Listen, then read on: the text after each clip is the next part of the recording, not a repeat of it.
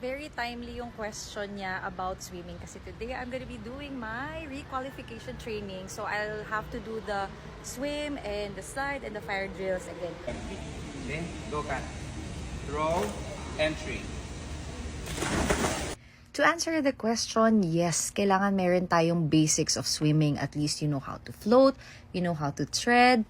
Kasi as you saw in this video, I had to jump into the water without a life vest, tread a little bit, and then swim a little bit then to reach the life vest up until mahawakan ko na siya. And then I have to don it, put the belt around my waist and buckle it, and then inflate the life vest manually. Medyo challenging siya to do this while you are treading kasi exhausting siya, and then there's added pressure to your lungs also, kasi nakakapagod talaga to tread in water. So this is the basic thing that you need to show your instructor while for you